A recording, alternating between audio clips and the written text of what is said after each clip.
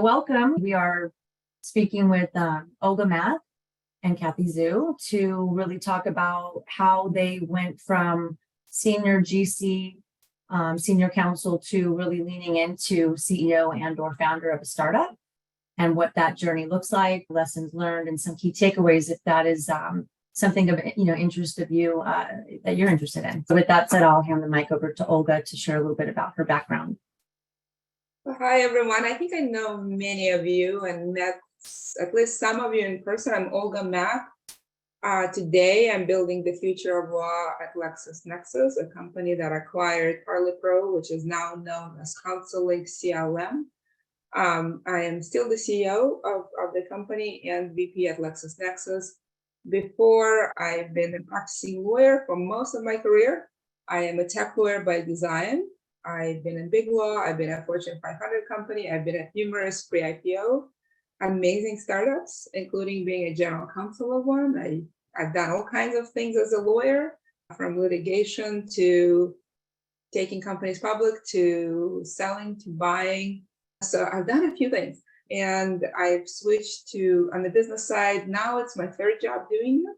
Through the acquisition, before that as an independent CEO of a startup, and before that as VP of strategy at a blockchain company.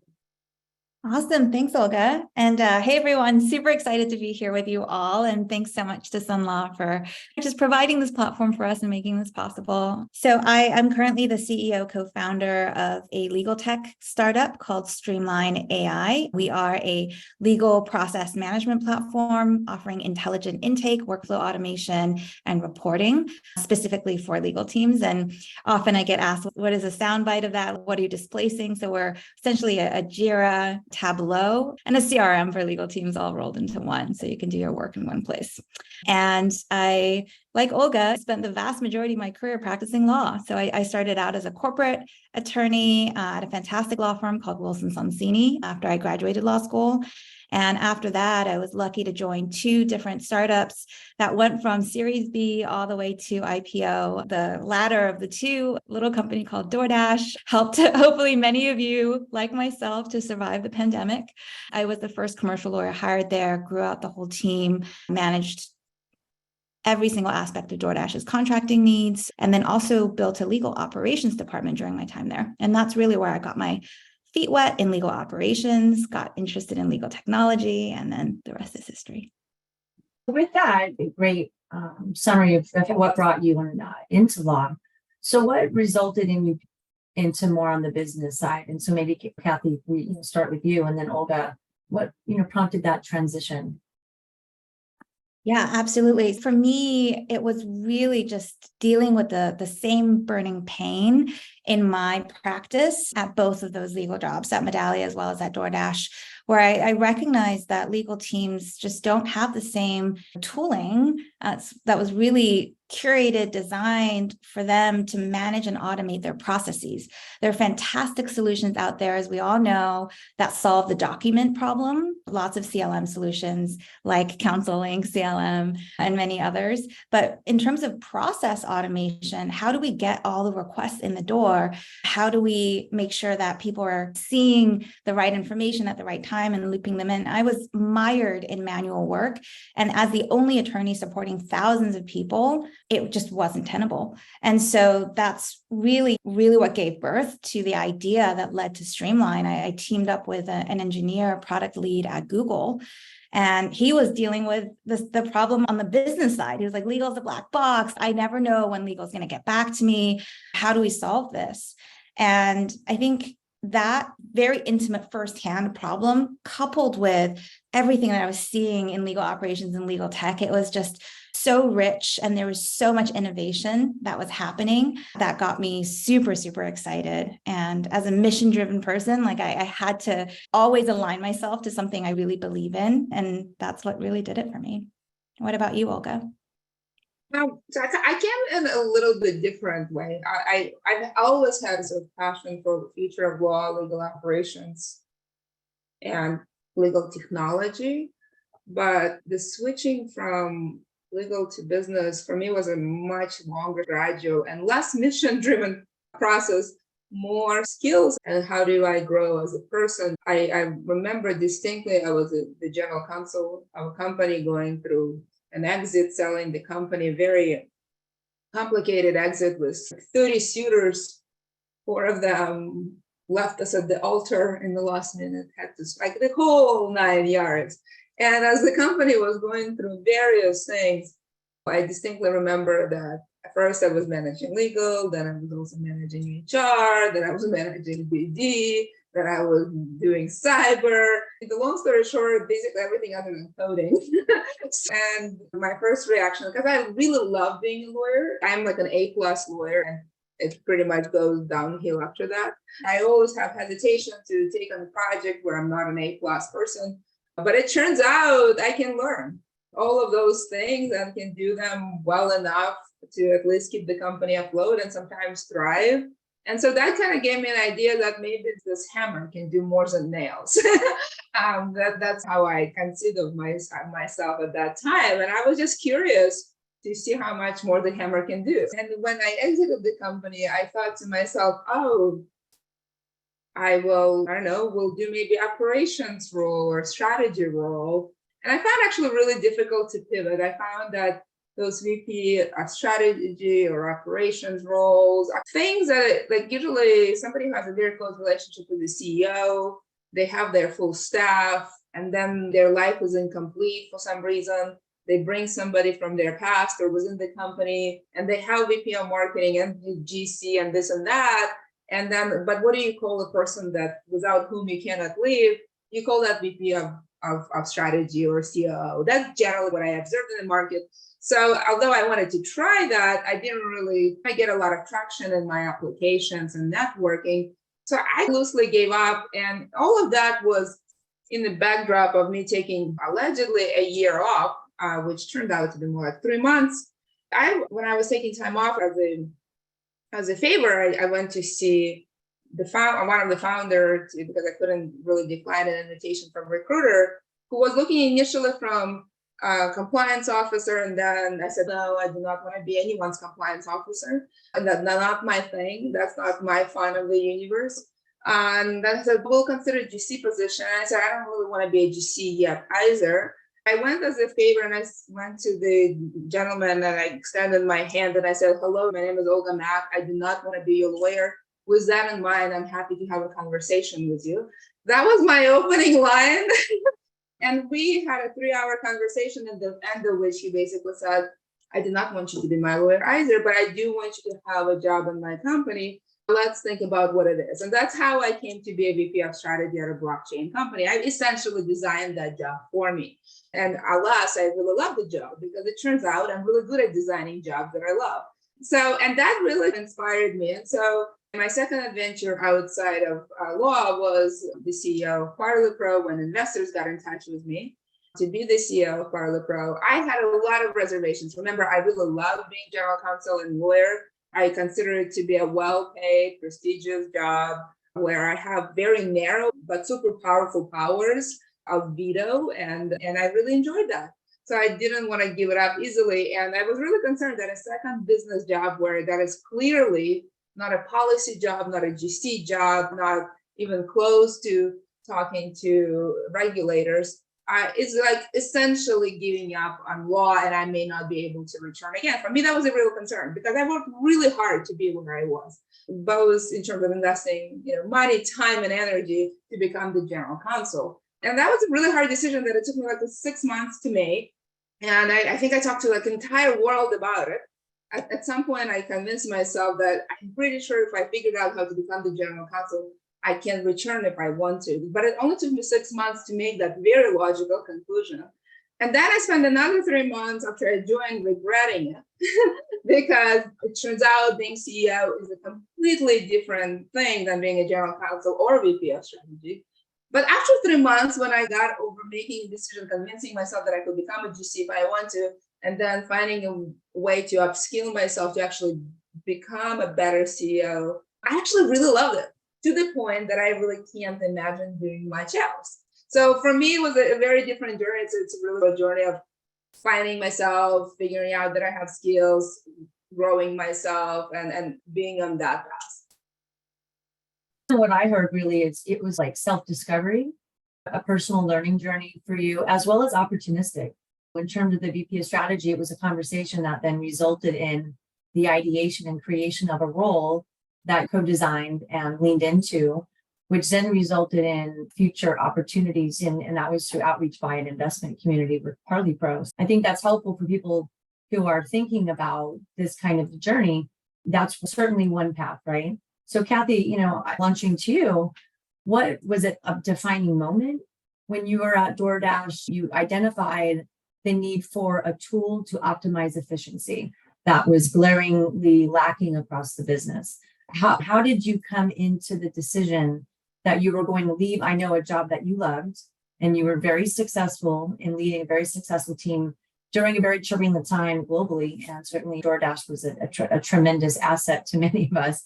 What did that look like for you? And what were some immediate steps that you took as a founder to really move away from a senior counsel role at a really great company to really now leaning into being a founder and a CEO of your current organization? Yeah, it's a fantastic question, because exactly as Olga's also outlined, the opportunity costs for us after having gone through very expensive schooling and tons of work to make our way from an associate at a law firm, going in-house, if that's where you are now, and then rising up the ranks, and now leaving something that you invested blood, sweat, and tears like a decade or more in, to do something that's completely in the unknown, right? That's a very hard decision for people to make. And me too, absolutely. And what's helpful here, because everyone's different and everyone's risk tolerance is different, it may be helpful to know that I come from an immigrant background. My family immigrated with virtually no money. And so when I came to this country, for me, I wanted to find as much security and stability as I possibly could in a career. So hopefully that's also a good backdrop, so that this is a really dramatic decision. And the good news is you can incrementalize it. You don't need to jump off the cliff, and you can take steps to getting there. So for me, the breadcrumbs were, first of all, I hatched this great idea. And then I knew that I couldn't do it alone, because you need someone else to build it. I can do lots of things, and I've done pretty much everything at this point for Streamline, except for coding. I don't have any experience there. So when I found my co-founder, I'm like, okay, all right, this is the beginning, right? And then we put our heads together. Really, it was him that needed to spend the most time actually building the product, with me deeply advising.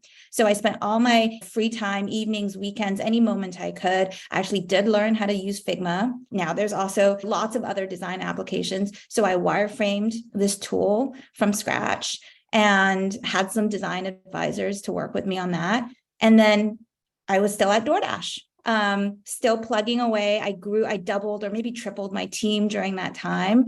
It took us over a year to create a beta product. And then we started getting some really big names interested. Pantheon, Logitech, Branch Metrics. They were willing to use the product and to give us more feedback and advice so that we can make it even better. And it got to the point where we had 5 customers, 100K in ARR, where the early team was basically like, hey, Kathy, we have a decision to make here, because this is a real thing now, and you need to come on board to lead it. And are you at a point where you can do that? And like I said before, I'm a super mission-driven person. This is the baby that I helped to hatch and create and incubate. And my team was in a really good spot at that point at DoorDash. We had over 10 people, built out this very solid foundation. And that's when I left. And then I started to learn how to fundraise from scratch. I can talk to you for an hour just about that. It was in such an experience learning how to manage investors, get them excited, keep them engaged. And yeah, that's really how I incrementalized and de-risked the process. Another path to go from senior counsel GC to CEO and or founder is really what I'm hearing. It's really coming up with an idea, what problem are you trying to solve? Really incubating that baby, but it's ideation and collaboration. You really brought in the know-how to really then help you build out the product, but it was also a lot of self-learning. And I heard that with you, Olga, as well. What do I need to learn to then optimize my success in this evolving new role that I'm creating for myself? So I think those are some really helpful and very different paths in terms of how you went from there. What got you here won't get you there, Marshall Goldsmith. So what were some success, was it, I think I heard collaboration, but what additional drivers optimized your success as you move from senior counsel legal role into these additional roles? So maybe Kathy, if you start with you, and then we'll go, to Olga. Yeah, for me, the real start of the journey was actually when I implemented my first legal tech tool. That's when I really started to learn what it took to bring technology into a huge company. And it's funny, I joke with that team and still in touch with the founder and other folks there, that I was their salesperson internally. I actually learned how to do a roadshow and pitch their product, because no one can do that more effectively than you. And I needed to convince the sales team to come on board. I needed to convince the GC, or actually the CLO, to pay for the solution. And that got me both very interested, but also taught me very valuable skills. I had to do competitor analysis and look at the market and understood what was going on. And that's also when I started to really start thinking about other folks in legal operations and how I connect with them and learn from them, and plugging into the many different communities out there. And luckily, I was already part of Sun Law as well. And this is a big part of it. You don't do this alone. And the good news is there's so many experts out there that you can also learn from. So I think my best advice for folks who are in a legal role right now, and you are interested, like Olga said, upscale and try to do something different. See if you can take on a role that's completely outside of your swim lane, or a project. It doesn't have to be like a whole job, right? It could just be a project. Or you can even look outside your business and advise. I just spoke to the GC this morning of a very successful Series B company, and he was previously at Nest Labs that got sold to Google. He was at a massive company, and he just advised this startup. And he advised much more than just legal stuff. It was business as well. And then they eventually hired him to not just be the GC, but he has three different roles.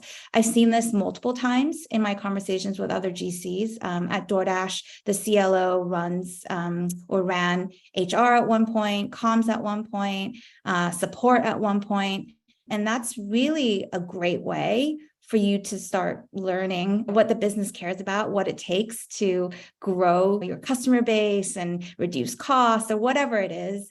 Because I really do think so much of our training is around risk mitigation, risk management. And our first thought, which is great when we're doing a legal role, is what are the risks here? And how can this go wrong? But when you're on the business side, you're actually focused so much on what is the opportunity and how do we expand and keep growing the opportunity, right? And take the friction out. So just walking a mile wearing that hat allows you to see the world in a completely different way. And you'll be a stronger lawyer for it. You'll build a stronger relationship with your CEO because of it as well.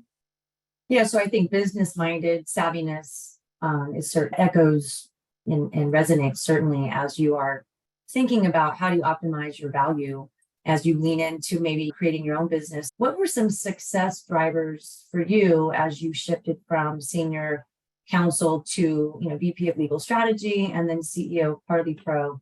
We had discussed that it was opportunistic self-discovery, but also what were other success drivers that you felt really optimized your ability to shift into those different roles? So the shift was actually from the agency to GC to VP of strategy to CEO, so multiple shifts. Never had the same job twice. I think that may be a shorter way of saying that.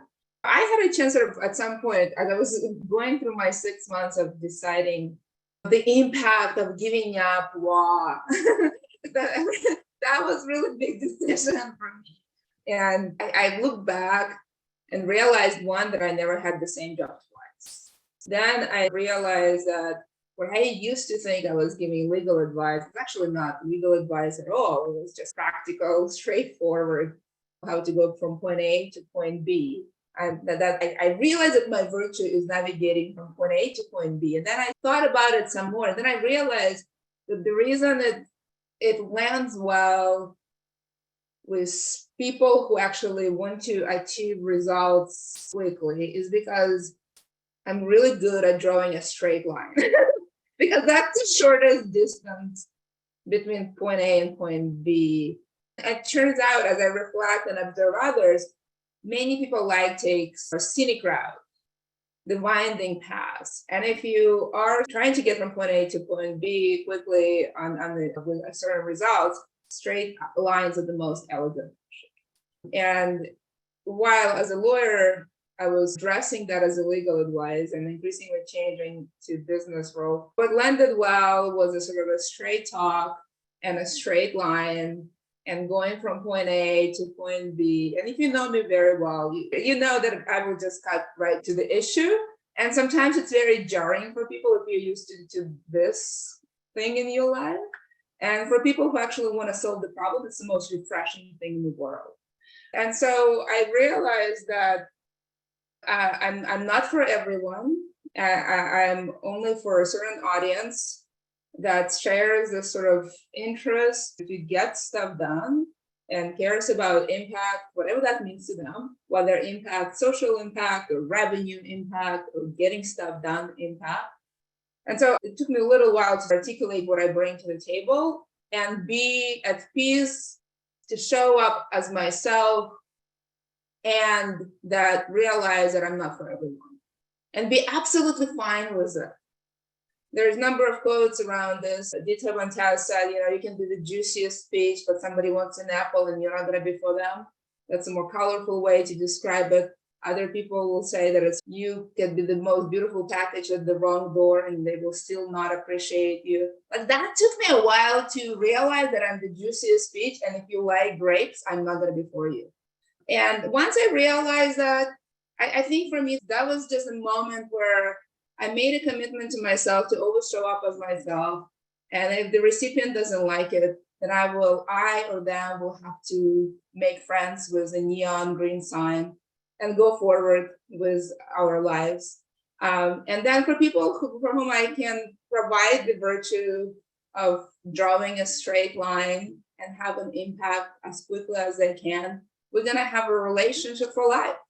And while you may or may not have imagined me as your CEO, as your board member, as your GC, once you have that experience that you crave, you will never imagine anybody else in that position.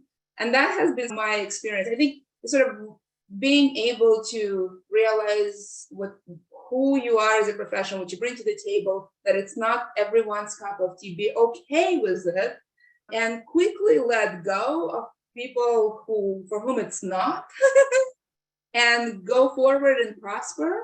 I think that just took me 4 decades to figure that out.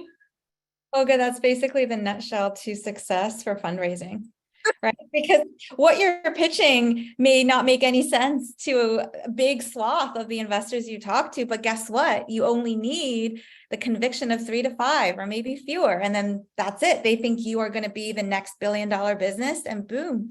So that's right. That works. I think too, what I'm hearing, it's not only like conviction in your own authenticity and really feeling comfortable with that.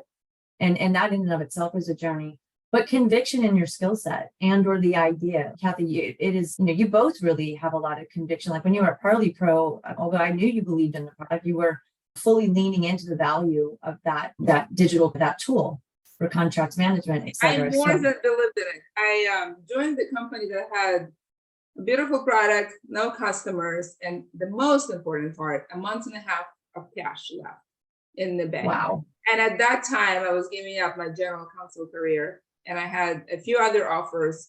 Some of them were in pre-IPO companies as general counsel, and some of them were public companies. So my opportunity cost was yay high. And I'm married to a very normal person, lawyer who makes prudent decisions. And he had multiple sanity checks with me. It is because he loves me that he did not become an obstacle that he could have become. But it was definitely a difficult decision. Yes, I had convictions about the product and the folks who were building it. Absolutely. Yeah, and also belief in yourself. I think yes. Yeah, absolutely. What leadership skills did you either build afresh and or strengthen as you leaned into these roles and opportunities? Kathy, if you want to tee us off and then Olga to chime in, that'd be great.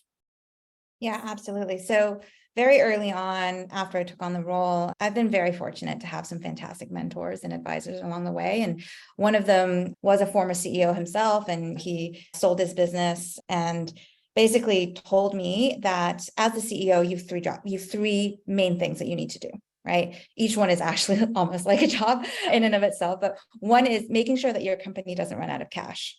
First and foremost, right? Got to make sure that the company survives. And that has a lot of different components to it.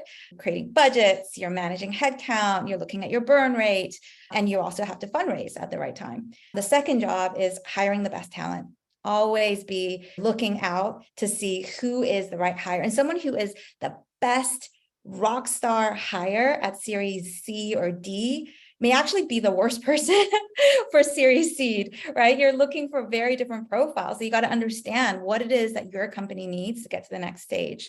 And then the third is setting the vision and aligning the whole company around that vision. Luckily for me, that's something that I had to have deeply for myself, just in order to go along this journey and invest as much as I have into it. But the first two things I had to learn, especially the first one. There's a lot of financial literacy, understanding my way around P&L, a balance sheet. I never looked at that stuff before. I took an accounting for lawyers class, in law school and somehow managed to, I don't even know, pass it through flashcards and whatnot. But I didn't deeply understand how that connected, right, with an actual business and how to run it. So I had to do a ton of learning on the job, but also reaching out to experts and then reading a lot of books along the way as well. And I'm happy to make some suggestions. I think Crossing the Chasm by Jeffrey Moore is probably one of the most helpful books that I quote all the time. And there are a bunch of others as well. But recently, I actually asked every single employee at Streamline to read a book called Mindset, something that I really encourage all of you to look into. It's actually not a pure technical business book. It's all about the importance of looking at yourself and your skill set and your capabilities with a growth mindset, so that nothing is fixed. And no matter where you are right now, you can keep adding to it and growing. And that's intelligence as much as everything else. Yeah, I'm happy to share a link to the book, but that helps to completely change your outlook on what you feel like you can take on, what you feel like you can do. It's limitless, right? And often we constrain ourselves with all sorts of things, like I'm this person, I'm not this person, I can't do this, I can't do this. And instead, if you are willing to work at it, learn, talk to the right people to guide you. I never thought I could do this job, and it's working, I think. You mentioned those three key components as you're bringing the product to market, one of which is vision. How did you build your skill set with visioning? And then when we come to you, think about what leadership skills do you create and or enhance as you lean into these other roles?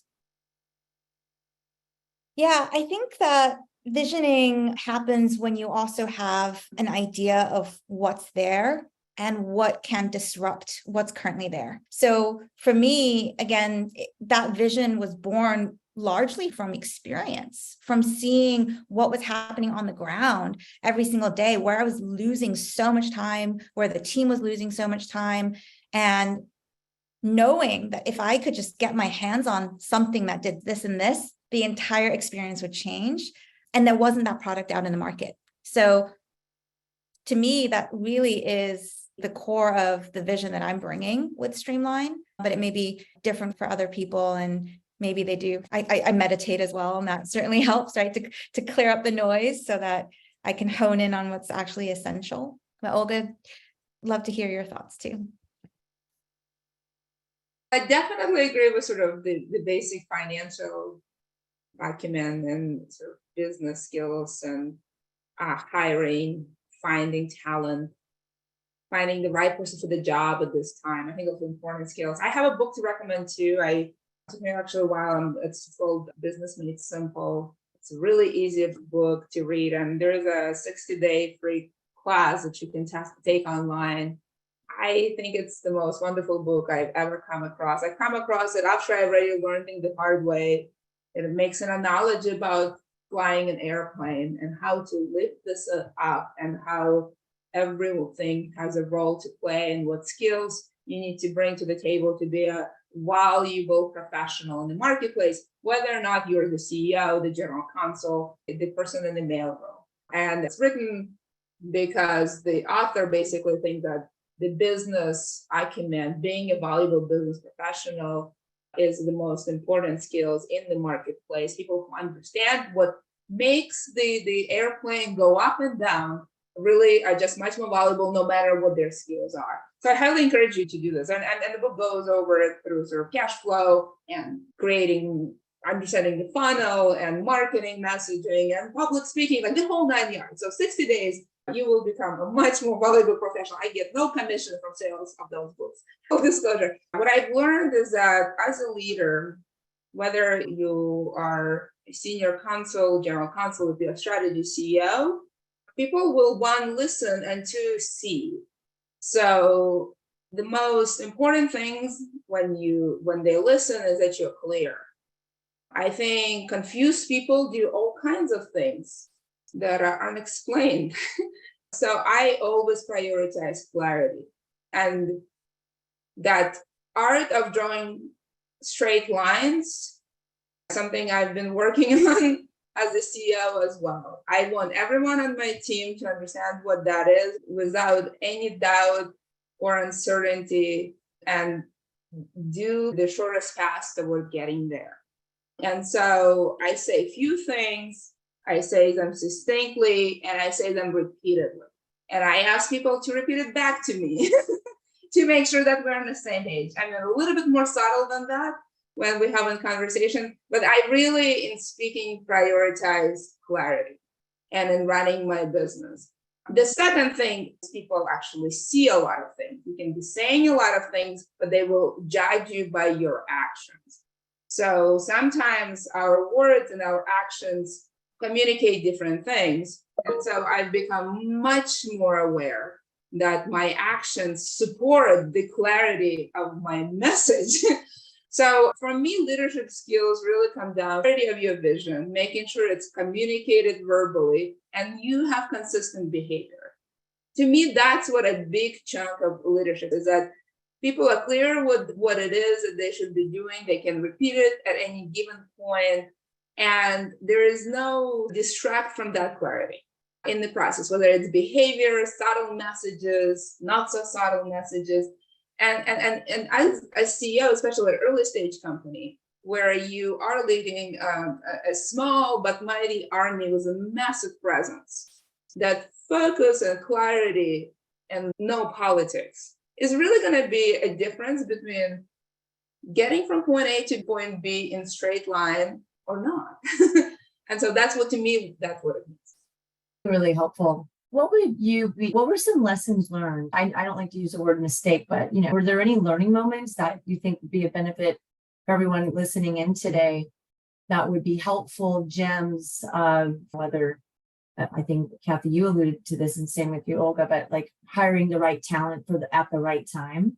What would be some additional learning moments and or lessons learned that as you might be shifting from a legal to more of a business role? You want to start? Yeah, that'd be great. Revenue. It's a triggering word for any value-driven professional, including CEOs and board members. I now understand why some of my legal advice as general counsel, AGC, senior counsel has been ignored, is because it was dressed as risk as opposed to impact on revenue. And I learned it a very quick way. A month or two after, when the revenue started coming in, everything changed. I got support of my board. They started helping me.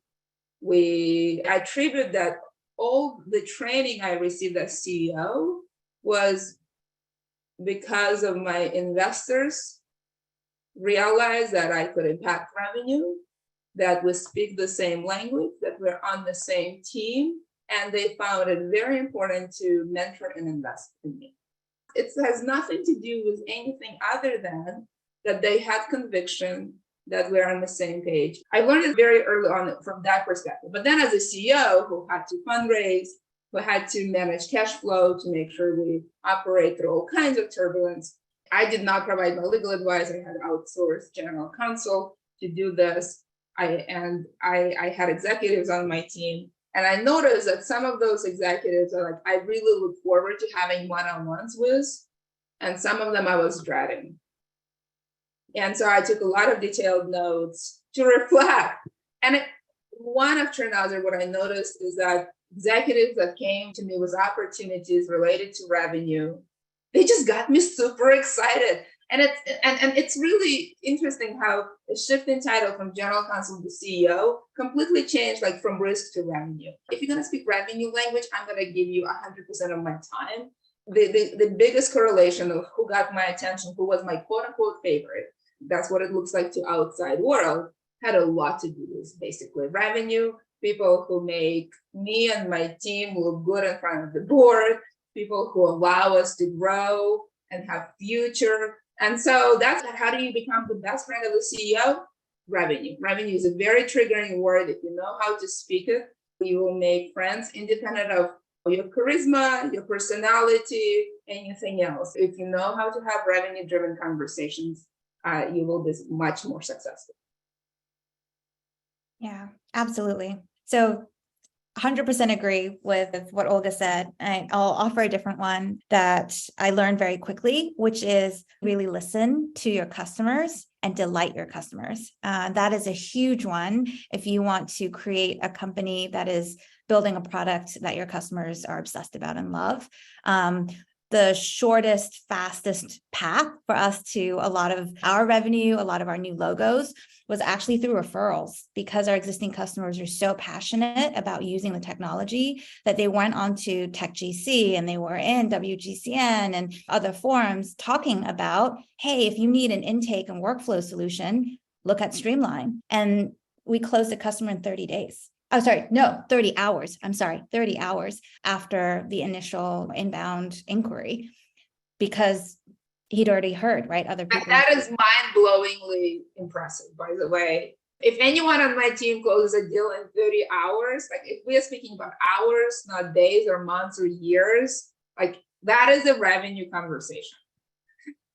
Exactly, right? That's totally right. And I'm like, how do we do more of that? How do we get more of that? And that's really building a product that your customers are obsessed about. And a huge kind of lesson learned for me too is I initially built product ideation and building. A lot of it was from my lived experience, because that's all I could really draw from. But then once I got customers using it, some of them were saying, hey, like, why did you build it like this? Actually, our workflow is different. Or actually, one of our earliest beta customers said, what I need is a no-code way so that I can build my own processes in here. It's not enough just to intake and get the things into the system. I need you to be able to enable me to create rules so that I can dictate what happens once a request gets in. And we built what is now probably like one of the most powerful aspects of our system based on their feedback, not something that I had originated. So a lot of it is not being attached to my viewpoint because I'm the originator and I'm the founder. And instead it's, hey, all the people out there, the millions of people who are going to be using our system, what do they care about? What are they asking about? And that's how you can really unlock the larger revenue opportunities. And something that I remember in an A16Z blog post, they write amazing content, by the way, if you're interested in learning and keeping up with what some of the sharpest minds are thinking about. It's a great place to look. And there was one post about how, as a founder, just stay super, super close to your first 10 customers. And from the learnings that you get from just those first 10, that can take you all the way to 10 million ARR, maybe beyond, that's a lot, right? When you're a startup. I thought that encapsulated the idea so well. Truly understand what makes your customers love your product. I also think too, commonalities between both of you is really leaning into technology. How do we work smarter, not harder? And being this audience is all in-house counsel. When you feel the pain point, to then ideate a solution for that pain point. So whether it's your own idea or you lean into leading a company, solving a problem, a pain point, I think also really emphasizes, as we continue to think about our careers in general, just continuing to learn about technology. But both of you leaned into technology and tools to really optimize efficiency. As we're coming to wrap up, what are 3 key takeaways that people can leave today that either if it's fear-based, I'm afraid to transition into something else. These are the 3 things, success drivers, but I think why don't you leave everyone with kind of 3 key takeaways from your perspective? And Kathy, if you want to start, and then we'll close with Olga. Yeah, I think one is don't be afraid of trying something different and getting outside of your comfort zone. I think both Olga and my stories outlined what can happen when you take a risk, right? And you do something that's really outside the box. And so this isn't just coming out with an idea. It's like, how do you lead and go in a completely like untested and tried direction and create something new? And I think we can do that every day in our work too.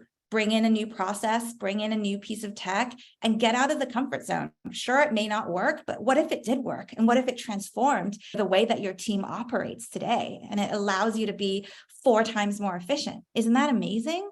So that's definitely one. I love the believe in yourself, and you don't need to convince the entire world. You just need to convince the people that matter. And bring that positivity, right? And that confidence into whatever it is that you're doing. And I think the third one for me is keep learning. No matter if you are at the very top of your craft and you're a master, there's always opportunities to keep learning and growing and adding to that toolkit. Those are really great lessons, Kathy. I agree with all of them. I'll maybe do 3 lessons. I'm not going to share those that you can Google or chat GPT. I'll share maybe a couple of things. One is that I think pleasing others and saying what other people expect is an overrated skill or non-skill or virtue, non-virtue. I think we have been socialized, probably in terms of gender, more women, but I think men too, to please others before anything else. I happen to be a person who actually absolutely misses that gene and had to figure out, if you know me well enough, I'm glad you're smiling because I know that I just said something that is completely true. And there's both, it's not necessarily a good thing missing that gene. It actually means that when I show up as myself, that sometimes leads to a sort of surprising reaction. But I can overlook sort of personality and pleasing flaws to somebody who actually has an impact. And I think the reverse side of that, and I value those people on my team much more than people who actually please me overtly. And the other side of it is that I think you're much more impactful if you worry less about what others think, does that please them, and more about what the goal is, how you can be helpful, maybe not getting from A to Z, but A to C. So I do think that pleasing others is an overrated non-skill. Number 2, I think we're also socialized to look at ourselves and look at things that are wrong with us and then try to go from F to C in those categories. I find it much more helpful to look at where I'm an A+ and be at an A+ and playing to my strengths. Because what I find is that if you build your team, just as Kathy described, in terms of hiring people for missing skills and recruiting the right person, it's if you play to your A+ skills and become the 1% in that category, you will find other people who will fill in if you hire. So I really encourage folks have a more positive conversations with themselves and look for things that is right with them and build on that. And the third, I've read the study once that when we look for mentors and advice, we look for versions of selves because to us, that's a credible source of advice. Meaning if Olga looks for advice, she's going to look for a version of Olga, somebody who was an immigrant and has an accent, maybe from Eastern Europe. That reduces the population of good advice. Nobody. I'm exaggerating, but only slightly. I find that people who maybe initially didn't welcome you or maybe completely different than you, whatever that means to you, if you're a green person, there's a blue person. Gender, race, education, socioeconomic, whatever. I find that mentoring advice, whether explicit or implicit from blue people when I'm a green person is like really helpful. By the way, this is an analogy by Seth Wiseman, who is a well-known general counsel. Instead of talking about specifics, talking about green and blue. I find that mentoring and advice and learning comes from unlikely places, and being open to that and actively seeking out, to me, was very important. I did not get a lot of great advice from versions of Olga, but I got a lot of great upskilling from people that I normally would say, who are you to tell me how to live my life? And that would be my third advice. Really helpful. It's been terrific to hear both of your very different and unique journeys. One thing I would just add and close with is take the work seriously, but maybe don't take yourself so seriously. And risk taking. Believe in yourself, be your authentic self. I heard that, loud and clear from both of you. And you both do show up absolutely in that space. I just want to thank you for your time. It's been a terrific fireside chat. And for everyone who was able to dial in, thank you so much for being part of the presentation today by Sunlaw, and have an amazing rest of the day and the week. All right, take care. Stay well.